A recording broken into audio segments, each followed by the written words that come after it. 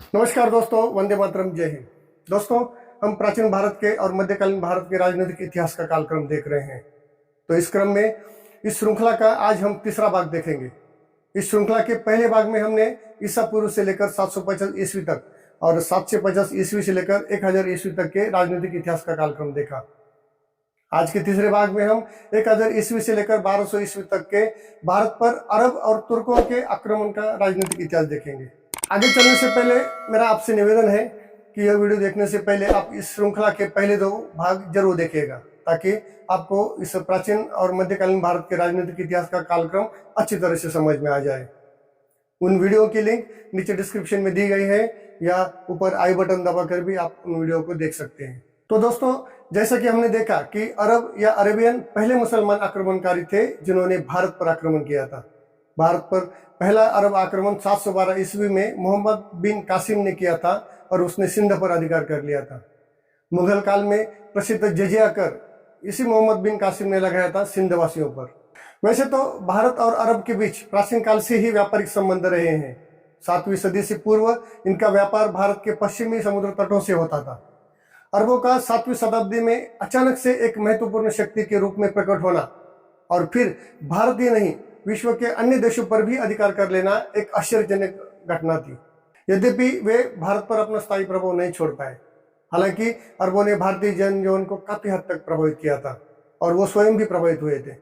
अरबों ने चिकित्सा, दर्शन शास्त्र, नक्षत्र विज्ञान, गणित और शासन प्रबंध जैसे विषयों की शिक्षा भारतीयों से ली। फिर अरबों के बाद भारत पर आक्रमण करने वाले दूसरे विदेशी थे तुर्क। सुबक्तगिन भारत पर आक्रमण करने वाला पहला तुर्की शासक था। तुर्कों के आक्रमण ने भारत में सामाजिक, राजनीतिक, आर्थिक एवं धार्मिक क्षेत्रों में उल्लेखनीय परिवर्तनों को जन्म दिया। ईसा की 12वीं सदी में पश्चिम और मध्य एशिया तथा उत्तर भारत में तेजी से परिवर्तन शुरू हुए थे और इन्हीं परिवर्तनों के परिणाम स्वरूप इस काल के अंतिम चरण में तुर्कों ने अपनी सैनिक शक्ति के सहारे उत्तर भारत में प्रवेश किया। मध्य एशिया से लगातार होने वाले तुर्क जनजातियों के हमले, असफल शासक का साथ छोड़कर सफल शासक के खेमे में जा खड़े होने की तुर्क सैनिकों की अर्थलोलुप प्रवृत्ति और मुस्लिम फिरकों के बीच छिड़े झगड़ों के कारण यह काल सचमुच एक अशांति का काल बन चुका था। साम्राज्यों और राज्यों को न उठते देर लगती और न ही गिरते। ऐसी परिस्थितियों में अपना वर्चस्व वही व्यक्ति स्थापित कर सकता था जो एक कुशल योद्धा हो और साथ ही एक जननायक के गुणों से भी युक्त हो, जो लड़ाई के मैदान में अपना जौहर दिखाने के साथ साथ राजनीतिक साजिशों और फरेबों का भी मुकाबला कर सकता हो। तुर्क जनजाति इनमें से एक थी। उनकी लड़ाई का मुख्य तरीका यह था कि वे बिजली की गति से हमला करते थे और जितनी तेजी से वो आगे बढ़ते थे उतनी तेजी से वो पीछे हट जाते थे, और यदि मुख्य सेना से दूर पड़ गई कोई टुकड़ी उनके हाथ लग जाती तो वो उनका सफाया कर देते। अपने दमखम के साथ और अपने घोड़ों की उत्तम कोटि के कारण यह सब कर पाते थे। इन दोनों खूबियों की वजह से वे इतने तेजी से दूरियां तय कर लेते थे कि देखने सुनने वाले हैरत में पड़ जाते थे। भारत में इस बीच गुर्जर प्रतिहार साम्राज्य टूट चुका था और उत्तर भारत में राजनीतिक अनिश्चितता का दौर आरंभ हो चुका था। प्रभुत्व के लिए संघर्ष का एक नया दौर शुरू हो चुका था और फलतः देश की उत्तर पश्चिमी सीमा पर आक्रामक और विस्तारवादी तुर्कों की उदय की ओर किसी का ध्यान नहीं गया। भारत में तुर्क शासन की नींव पड़ने के पीछे एक लंबा इतिहास रहा है। इसकी शुरुआत होती है मोहम्मद गजनवी से। 9वीं सदी के अंतिम दौर में ट्रांसऑक्सिनिया, खुरासान और ईरान के कुछ हिस्सों पर सामानियों का शासन चल रहा था, जो एक ईरानी मूल के लोग थे। इन सामान्य सूबेदारों में अलप्तगिन नामक एक तुर्क गुलाम भी था, जिसने कालांतर में अपने स्वतंत्र राज्य की स्थापना की और गजनवी को अपना राजधानी बनाया। शीघ्र ही सामान्य राज्य का अंत हो गया और मध्य एशियाई जनजातियों से इस्लामिक क्षेत्रों की रक्षा का दायित्व गजनियों ने संभाल लिया। इन्हीं संयोगों के बीच मोहम्मद गजनवी 998 ईस्वी में गजनी के गद्दी पर बैठा और उसके बाद महमूद ने हिंदू शाहियों के खिलाफ भी अपना आक्रामक संघर्ष आरंभ कर दिया।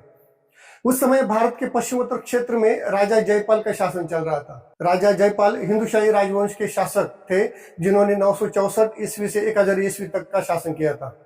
इनका राज्य लगमन से कश्मीर तक और सरीन से लेकर मुल्तान तक फैला हुआ था और पेशावर इनके राज्य का महत्वपूर्ण केंद्र था। 1000 ईस्वी में महमूद ने भारत पर आक्रमण किया और राजा जयपाल को हराकर उसे बंदी बना लिया, लेकिन बाद में उसे छोड़ दिया गया। जयपाल के दिल में इस पराजय का अपमान इतना चुभ गया कि उसने जलते चिता में कूदकर आत्महत्या कर ली। उसके बाद उसका पुत्र आनंदपाल राजा बना। हिंदूशाही राजधानी वहिंद में, जो पेशावर के निकट है, 1008-1009 ईस्वी के दौरान महमूद और आनंदपाल के बीच निर्णायक युद्ध हुआ। मालूम होता है कि उत्तर भारत के कई राजाओं ने, जिनमें राजस्थान और कन्नौज के शासक भी शामिल थे, इस लड़ाई में भाग लिया। मुल्तान के मुसलमान शासक ने भी आनंदपाल का साथ दिया। यद्यपि भारतीय सैनिकों की संख्या अधिक थी और उनमें पंजाब की युद्ध प्रिय खोखर जनजाति के सैनिक भी शरीक थे, फिर भी महमूद गजनी के घुड़सवार धनुर्धरों के हमलों ने आनंदपाल की संयुक्त सेना को तितर-बितर कर दिया और जीत महमूद की हुई। महमूद गजनी ने आगे भी बार बार भारत पर हमला किया। 1001 से 1027 के बीच महमूद गजनी ने भारत पर 17 बार आक्रमण किए। उसने सबसे साहसिक और प्रबल आक्रमण किया 1018 ईस्वी में कन्नौज पर और दूसरा 1025 ईस्वी में सोमनाथ पर। दोनों नगरों को उसने जी भर के लूटा और वापस चला गया। उसका भारत पर आक्रमण करने का उद्देश्य केवल भारत के धन धान्य से पूर्ण मंदिरों और नगरों को लूटना था, ताकि इस लूट के धन से वह अपने मध्य एशियाई शत्रुओं के खिलाफ अपना संघर्ष जारी रख सके। उसने खुद को इस्लाम का यश बढ़ाने वाला बुत शिकन अर्थात मूर्ति भंजक के तौर पर पेश किया। आगे 1030 ईस्वी में गजनी में उसकी मृत्यु हो गई। उसके अनेक उत्तराधिकारियों के बाद 1173 ईस्वी में शाहमुद्दीन मोहम्मद, जो मुहिद्दीन मोहम्मद बिन शाम के नाम से भी जाना जाता था, गजनी के गद्दी पर बैठा। इतिहास में उसे मोहम्मद घोरी के नाम से जाना जाता है। 12वीं सदी ईस्वी तक अनेक विदेशी आक्रांताओं ने भारत पर आक्रमण कर अपना साम्राज्य स्थापित करने की कोशिश की थी, लेकिन उन्हें सफलता नहीं मिली। मोहम्मद बिन कासिम पहला मुस्लिम आक्रांता था जिसने भारत पर सफल आक्रमण किया और सिंध पर अपना कब्जा जमाया था, और उसके बाद मोहम्मद गजनी ने। हालांकि मोहम्मद गजनी का भारत पर साम्राज्य स्थापित करने का उद्देश्य नहीं था, उद्देश्य था केवल लूटपाट करना, और इसी कारण उसने भारत पर 17 बार आक्रमण किया था।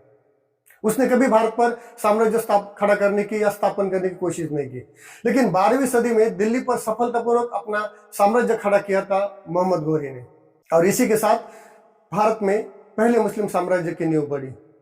मोहम्मद घोरी ने भारत पर पहला आक्रमण 1175 ईस्वी में मुल्तान पर किया था और 1192 ईस्वी में तराइन की दूसरे युद्ध में उसका सामना पृथ्वीराज चौहान तृतीय के साथ हुआ।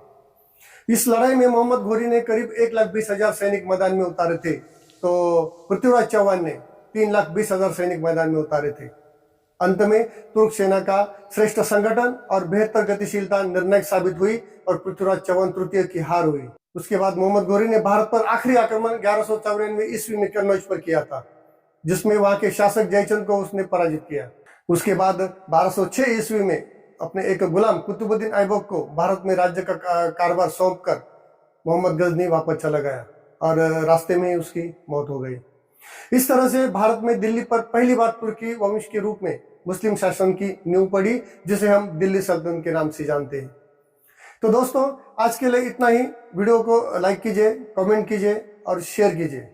चैनल पर पहली बार आए हैं तो चैनल सब्सक्राइब करना मत भूलिएगा, और हाँ, आने वाले नए वीडियो का नोटिफिकेशन प्राप्त करने के लिए चैनल का बेल आइकन बटन दबाना मत भूलिएगा।